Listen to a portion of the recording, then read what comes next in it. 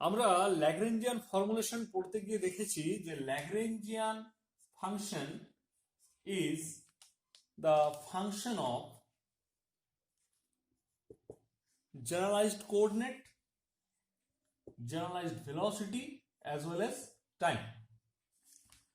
তাহলে এইখানে ল্যাগ্রেঞ্জিয়ানটা আমাদের তিন রকমের আমরা ধরে নিলাম, তিন রকম জিনিসের ফাংশন। তো এর মধ্যে এই যে কোঅর্ডিনেট গুলো রয়েছে, এদের মধ্যে কোনো একটা কোঅর্ডিনেট যদি মানে ল্যাগ্রেঞ্জিয়ানটা তার উপরে যদি ইন্ডিপেন্ডেন্ট হয়, কোনো একটা কোঅর্ডিনেটের জন্য যদি ল্যাগ্রেঞ্জিয়ানটা ওর ফাংশন না হয়, তাহলে সেক্ষেত্রে ডেল এল ডেল কিউ যেটা আমার জিরো হয়ে যাবে, এবং সেই কোঅর্ডিনেটটাকে আমরা বলবো সাইক্লিক কোঅর্ডিনেট বা ইগনোরেবল কোঅর্ডিনেট, অর্থাৎ কিউ যেটাকে সেক্ষেত্রে আমরা বলে দেবো সাইক্লিক কোঅর্ডিনেট বা ইগনোরেবল কোঅর্ডিনেট। এবং এখানে আমরা যদি অয়লার ল্যাগ্রেঞ্জ ইকুয়েশনের যে সেকেন্ড কাইন্ড, অর্থাৎ D D T of del L del Q J dot, এইটা সঙ্গে তো এটা সমান, তাহলে এটাও জিরো হয়ে যাবে। এবং এই del L del Q J dot আমরা যদি করি, আমরা তাহলে কিন্তু পেয়ে যাব লিনিয়ার মোমেন্টামের ডেরিভেটিভ সমান জিরো।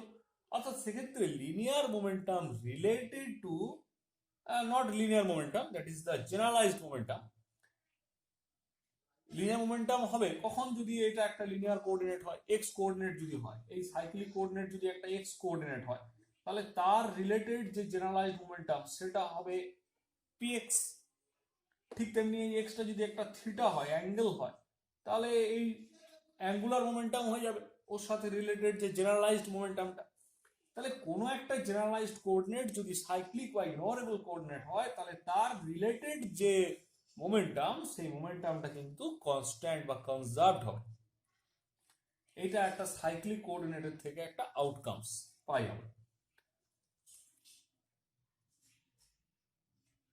এখন এই del L del Q Z সমান মোমেন্টাম কি করে আসলো?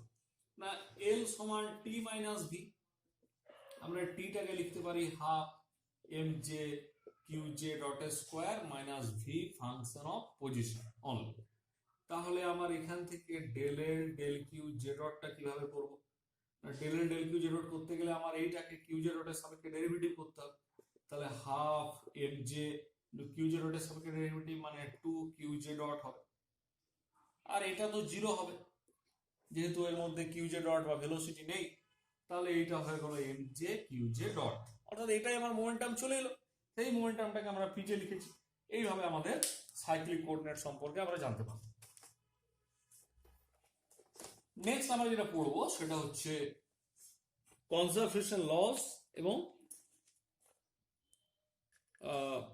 হোমোজেনিটি, আইসোট্রপি ইত্যাদি। তো ফার্স্ট আমরা যেটা পড়বো হোমোজেনিটি অফ স্পেস। নেক্সট আমরা পড়বো আইসোট্রপি অফ স্পেস। নেক্সট আমরা পড়বো homogeneity or isotropy of time.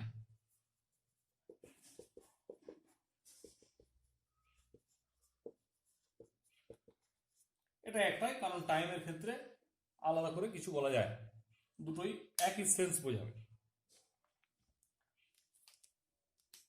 Homogeneity of space থেকে আমরা পাবো linear momentum is কনজার্ভড।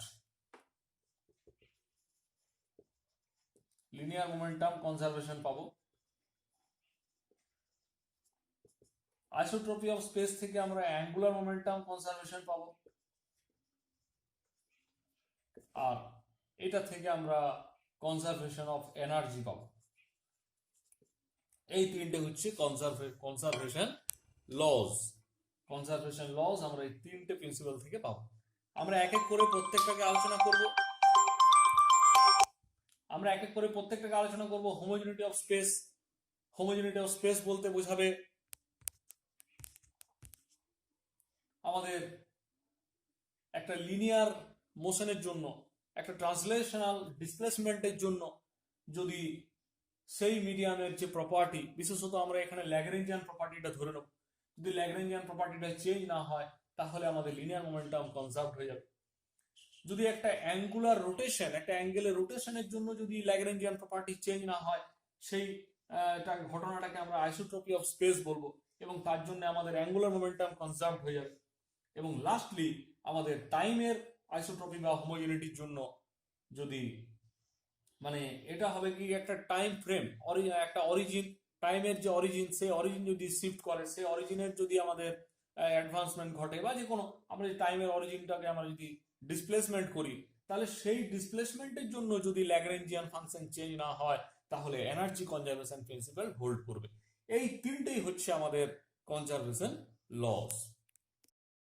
Principal of homogeneity of space states that for any arbitrary displacement of the origin of any reference frame, the physical properties of all closed systems are unaffected. অর্থাৎ একটা কোনো reference ফ্রেমের যে origin, সেই অরিজিনের যদি একটা displacement ঘটে, arbitrary displacement, তাহলে সেই আরবিট্রারি ডিসপ্লেসমেন্টের ফলে সেই ফ্রেমের যে ফিজিক্যাল প্রপার্টিস গুলো, সেই প্রপার্টিস গুলোর কোনো চেঞ্জ হয় না। এইটাকেই বলা হয় হোমোজেনিটি অফ স্পেস। তাহলে আমরা একটা কার্টেসিয়ান রেফারেন্স ফ্রেম যদি ধরি, তাহলে সেখানে আরআই থেকে তার ডিসপ্লেসমেন্ট হলো আরআই প্লাস ডেল্টা আরআই, এবং সেক্ষেত্রে আমরা তাহলে ল্যাগ্রেঞ্জিয়ান ফাংশনের যে চেঞ্জ, সেটা আমরা পেয়ে যাব del L del R I delta R I, এই চেঞ্জটা আমরা পেয়ে যাব। তাহলে এখন হোমোজেনিটি অফ স্পেস থেকে আমরা বলতে পারি যে ল্যাগ্রেঞ্জিয়ানের এই যে চেঞ্জটা, এটা জিরো, এবং এইখানে যদি Euler Lagrange equation of second kind আমরা ইউজ করি, তাহলে আমরা বলতে পারবো D D T of del L del R I dot সমান জিরো অলসো, এটাও আমরা ওখানে বলে দিতে পারি। তাহলে এই ক্ষেত্রে আমরা এইটাকে আমরা পিআই ডট সমান জিরো বলতে পারি, এবং পিআই সমান আমরা কনস্ট্যান্ট বলে দেবো।